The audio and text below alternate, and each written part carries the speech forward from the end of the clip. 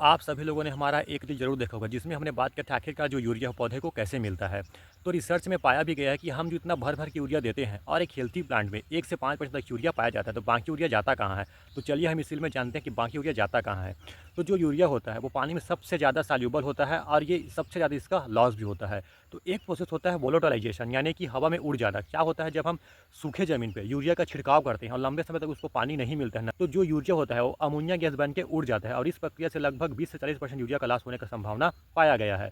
अब बात करते हैं लीचिंग की, जिसमें जल के साथ पोषक तत्व घुलकर नीचे चला जाता है। अब इसमें क्या होता है, जब हम यूरिया खेत में छिड़कते हैं तो ज़्यादा बारिश हो जाता है या ज़्यादा हम लोग इरिगेशन दे देते हैं, तो जो या नाइट्रेट है यही सबसे ज़्यादा पौधे को उपलब्ध फार्म में होता है और यही जल के साथ घुलकर, जब ज़्यादा बारिश होगा, ज़्यादा हम लोग सिंचाई करेंगे तो जल के साथ घुलकर क्रॉप के जो रूट जो है उससे बहुत नीचे चला जाता है, ये पौधे को मिलता नहीं है इजीली।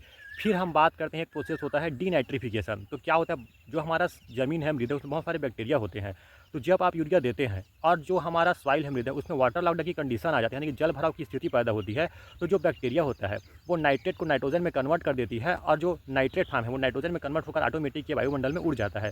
तो इस प्रकार से सबसे ज़्यादा यूरिया का लॉस होता है। तो आप लोगों के मन में एक सवाल आ रहा होगा कि आखिरकार हम यूरिया को खेत में कैसे छिड़काव करें। तो इसका जानकारी हम नेक्स्ट पार्ट में देंगे, तो हमारे साथ बने रहिएगा। धन्यवाद।